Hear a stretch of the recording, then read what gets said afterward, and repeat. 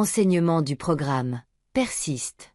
Présenté par l'ETP, l'école de la transformation profonde. Par Jeannette Karuna. Avez-vous déjà eu cette impression étrange, que malgré vos efforts, quelque chose vous empêche d'accéder à ce que vous désirez vraiment? Comme si une force invisible vous retenait en arrière. Et si je vous disais que ce n'est pas votre faute, mais le fruit d'un conditionnement, transmis depuis des siècles? Chapitre 1. Le conditionnement invisible. Il y a des siècles, peut-être même des millénaires, on nous a posé une question sans nous la poser directement. Qui es-tu? Et au lieu de nous laisser répondre avec notre cœur, avec l'expérience intime de notre être, on nous a offert une réponse toute prête. Non pas une réponse vivante, mais une cage, soigneusement habillée des mots de la morale, de la religion et des traditions. Depuis l'enfance, nous avons entendu qu'il fallait être humble au point de renoncer à soi. Que désirer un peu plus de vie, de joie, de prospérité était presque une faute morale. Combien de fois nous a-t-on répété que le bonheur véritable se trouvait seulement après la mort, et non dans l'expérience présente? Comme si le corps, la matière, l'abondance devaient être suspectés, condamnés à n'être que tentation. Ce conditionnement est subtil. Il ne réside pas seulement dans les dogmes religieux, mais dans les regards de nos parents, dans les phrases toutes faites. Ce n'est pas pour nous. Tu rêves trop grand. L'argent est la source du mal. Nous avons bu ces phrases comme du lait maternel, et lentement, sans nous en rendre compte, elles ont fabriqué en nous une croyance, que nous sommes impuissants face au monde extérieur, que le bonheur est rare, que l'abondance est réservée à quelques privilégiés, et que nous devrions nous contenter d'un quotidien modeste, presque terne. Tout le monde connaît la métaphore de l'éléphanteau. Tout jeune, on l'attache à un simple piquet avec une corde. Il tire, il force, il essaie de toutes ses forces. Mais chaque fois, la corde le ramène. Alors il finit par croire, je ne peux pas aller plus loin que cette corde. Et les années passent. L'éléphant grandit, il devient gigantesque, capable de déraciner des arbres entiers. Mais plus jamais il ne tente de dépasser cette limite invisible. Car la véritable prison n'est pas la corde, mais la croyance. Voilà ce qu'on a fait à notre esprit. On nous a attachés, tout petits, avec des dogmes, des interdits et des doutes. Et aujourd'hui encore, adultes, puissants intérieurement, nous ne dépassons pas ces limites, parce que nous croyons qu'elles existent encore. Mais la vérité est là, la corde est déjà tombée. L'espace est libre devant vous. Il suffit de persister, une fois de plus, de tester, et d'oser avancer. Chapitre 2. Comment ils ont programmé nos esprits. Imaginez une société où chacun découvre dès son plus jeune âge que son esprit est créateur, que ses désirs sont des signaux, que toute pensée est énergie capable de se manifester. Une telle société serait impossible à contrôler. Car un être qui sait qu'il est souverain n'obéit plus aux lois imposées de l'extérieur. C'est pourquoi il a fallu convaincre les multitudes que Dieu était distant, séparé, assis quelque part au-dessus, jugeant, punissant, récompensant. On nous a dit que la source de la vie se trouvait ailleurs. Et que nous, pauvres humains, ne pouvions qu'espérer grâce et pardon. Mais croyez-vous qu'un pouvoir extérieur qui vous évalue de loin rende un être libre? Non. Il le rend dépendant, obéissant, fragile. Le dogme a donc servi d'instrument. Non pas seulement religieux, mais aussi moral, social, économique. Et la croyance a forgé notre réalité collective. Car, voyez-vous, la croyance est plus forte que la loi. Un peuple qui croit être incapable de se gouverner donnera sans résistance son pouvoir à d'autres. Un individu qui croit que désirer le bien-être est mal le refusera inconsciemment, même s'il le voit devant ses yeux. Voilà le piège. Nous avons incorporé leur voix comme si c'était la nôtre. Et chaque fois qu'un élan intérieur s'éveillait, un rêve, une envie, une vision, cette voix nous murmurait « Ce n'est pas pour toi ». Pourtant, le désir est le langage de ton âme. Le désir que tu ressens n'est pas un caprice égoïste. C'est le langage même de ton âme. Une façon pour elle de te dire « c'est déjà à toi ». Si tu penses à quelque chose, si tu en rêves profondément, ce n'est pas parce qu'il te manque, c'est parce que cette chose est déjà créée dans le plan invisible. Le rôle du désir est de pointer la direction. Le rôle de ta persistance est d'ancrer l'évidence. Chapitre 3. Les carcans de l'impossible. Les croyances ne sont pas des idées abstraites. Elles sont comme des chaînes invisibles qui déterminent la hauteur de nos pas. Quand on vous dit « tu ne peux pas » assez longtemps, un jour vous cessez même d'essayer. Les dogmes ont donc façonné une humanité qui s'autolimite.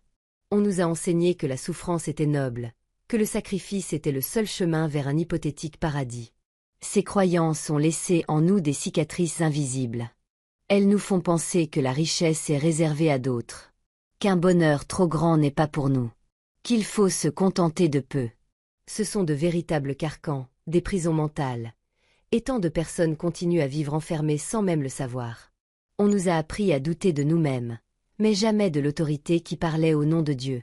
Ainsi, au lieu de voir notre esprit comme une graine fertile, nous l'avons pris pour un désert aride. C'est cette illusion d'impuissance qui a permis tant de siècles de soumission. Nous ne voyons plus que l'extérieur comme cause, et nous-mêmes comme victimes. Mais la vérité est tout autre. Car ton extérieur n'est que le miroir de tes pensées. Ton subconscient fonctionne comme un jardin. Il est ton atelier de création. C'est ici que tu crées ton monde invisible qui se manifestera dans ton monde visible. Chaque pensée, chaque image, chaque émotion est une graine. Le subconscient ne raisonne pas, il enregistre. Il manifeste. Et voici la clé. Tu vis aujourd'hui dans le passé de tes pensées. Tout ce qui compose ta vie actuelle, relations, opportunités, succès comme défis, c'est la récolte d'anciennes semences. Ce que tu vois maintenant n'est donc pas une prédiction de ton futur, mais simplement le reflet de ce que tu as déjà semé. Ce qui veut dire qu'à chaque pensée consciente, à chaque sensation choisie, tu poses une nouvelle graine pour demain. Chaque désir est une étincelle divine, une preuve que la création existe déjà, et qu'elle cherche à s'exprimer à travers toi. Vous n'avez pas à créer votre réalité. Elle est déjà là. Vous devez seulement l'activer. Chapitre 4. Le piège, c'est les doutes, peurs, désirs. Si tu continues à nourrir les mêmes graines, je n'y arriverai pas. Ce n'est pas pour moi. C'est trop difficile. Tu réactives les mêmes cycles. Tu continues la boucle, encore et encore. Et c'est pourquoi tant de gens revivent sans cesse les mêmes scénarios de frustration. La clé, c'est le calme, le lâcher-prise, la certitude, la confiance, la persistance. Le désir, le besoin, recule ta manifestation. Le calme, la certitude, le lâcher-prise, fait apparaître ta manifestation. Ton rôle est de faire apparaître. À chaque instant tu fais apparaître, de l'invisible au visible, ce que tu penses, ce que tu ressens, ce que tu dis, ce que tu crois. Mais persister, ce n'est pas répéter avec angoisse. Persister, c'est incarner la certitude, le calme, le lâcher-prise. C'est se positionner non pas comme quelqu'un qui attend, mais comme quelqu'un qui sait déjà. Chapitre 5. Le retour du pouvoir. Ce qui vous a enfermé peut aussi vous libérer. Car le mécanisme utilisé pour nous restreindre n'est pas mauvais en soi.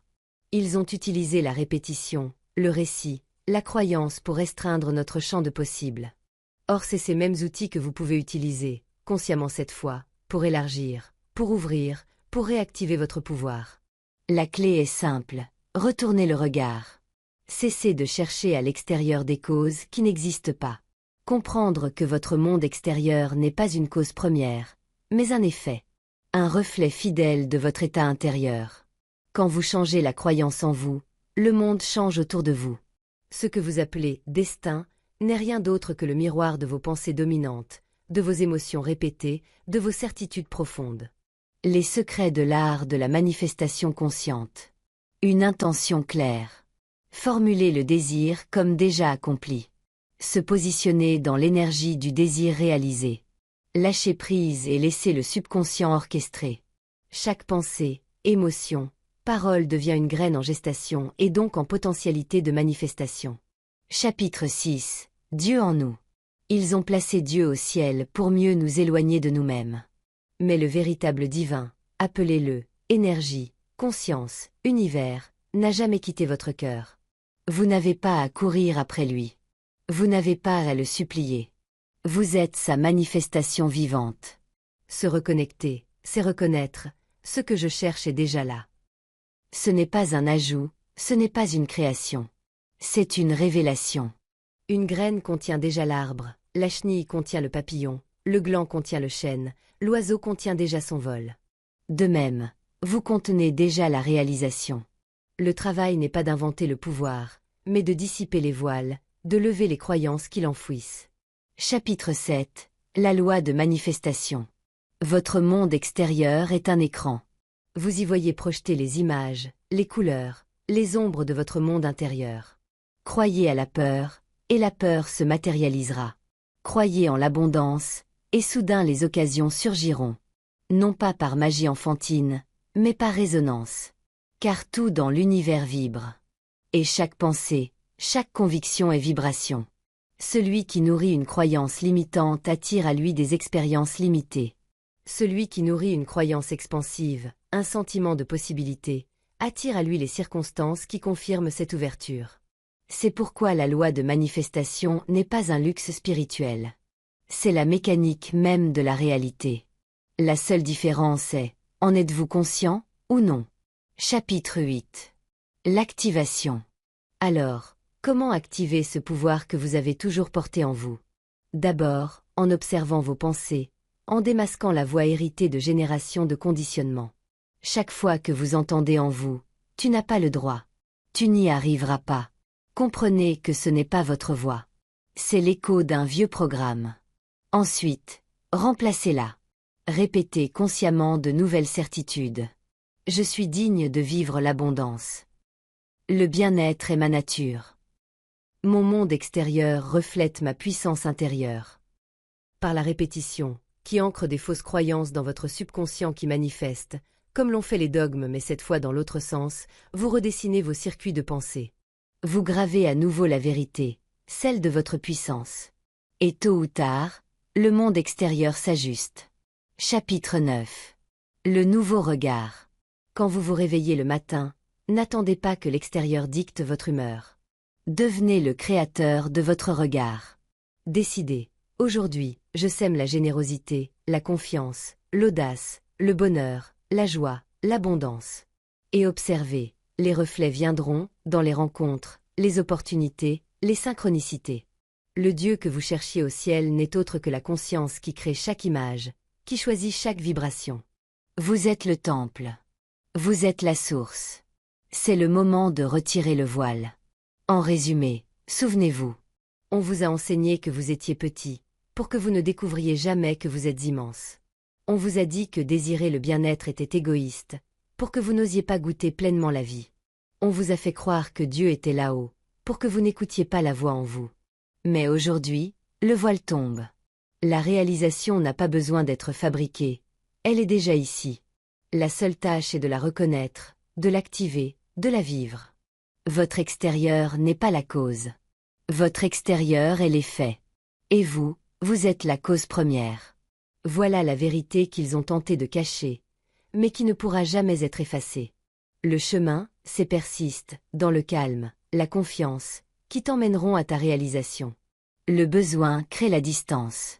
Le calme crée l'apparition. Quand tu vis dans le manque, tu repousses la manifestation. Quand tu entres dans le calme, la confiance et la certitude, tu permets au monde de se réajuster et de te livrer ce qui t'appartient déjà. C'est cela, la magie de persister. Revenir sans cesse au désir accompli. Éliminer la résistance du doute. Se stabiliser dans la confiance et le lâcher-prise. À chaque instant, depuis toujours, tu fais apparaître de l'invisible au visible. Tu étais en mode inconscient, tu deviens, en mode conscient, le créateur d'un monde qui te ressemble. Tu ne crées pas, tu rends visible ce qui est déjà là. La révélation finale. Tu es à 2 pas. Écoute bien ceci, tu es toujours à 2 pas de ta réalisation. Toujours plus proche que tu ne le crois. Ton désir existe déjà dans le monde invisible. Tu n'as qu'à persister, ajuster ton état intérieur, demeurer dans la certitude, et il se dévoile au grand jour. Ne te laisse pas hypnotiser par l'apparente corde du passé. Rappelle-toi la métaphore du paysan et du filon d'or. Un paysan creuse sans relâche, pour trouver un filon d'or. Il travaille des mois entiers, il persévère, il transpire, il abat la pierre jour après jour, puis, fatigué, découragé, il abandonne. Il vend son terrain, persuadé qu'il n'y avait rien. Et celui qui rachète, presque par hasard, donne 3 coups de pioche, et l'or jaillit. La richesse qu'il cherchait était là, juste sous ses pieds, à 2 pas de l'évidence. Combien d'entre nous faisons la même chose? Nous sommes à quelques pas, à quelques jours, à quelques instants de la réalisation. Et c'est précisément là que surgit le doute, la lassitude, le découragement. On abandonne alors que tout est déjà préparé pour nous. C'est cela le message de Persiste. Ne te fie pas à l'illusion du manque. Car ton désir est déjà accompli. Tu n'as pas à créer, tu n'as qu'à manifester. Ne lâche pas ta pioche à 2 coups du filon. Ton âme t'a déjà révélé la route. Ton rôle est de tenir ton état intérieur jusqu'à ce que l'invisible se traduise en visible. Et souviens-toi, tu vis dans le passé de tes anciennes pensées manifestées. Mais dès cet instant, tu peux penser autre chose. Tu peux semer une nouvelle réalité. Et il te suffit de persister.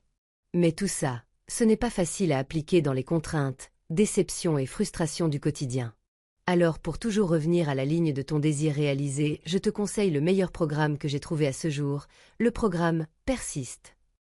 Persiste, c'est apprendre à éliminer le doute et la résistance, à activer votre calme intérieur, et à rester aligné jusqu'à ce que votre désir apparaisse. Avec un PDF explicatif, une méditation guidée, et des audios subliminaux puissants. Car rappelez-vous, ce que vous désirez est déjà à vous. Vous savez, la loi de manifestation n'est pas un truc magique ou une mode. C'est une loi. Quand vous persistez dans une vision claire, quand vous éliminez le doute, quand vous gardez confiance et calme. Alors, l'invisible se transforme en visible. Ce n'est pas « et si cela va arriver ». C'est déjà là. Il suffit de persister. Sous la vidéo, tu trouveras un lien pour télécharger gratuitement le PDF de la vidéo. Et le lien d'accès au programme conscient et inconscient, Persiste. Je te souhaite une belle utilisation de ce programme qui va t'amener à persister facilement jusqu'à ton désir déjà réalisé. Que ta vie soit belle. Namasté.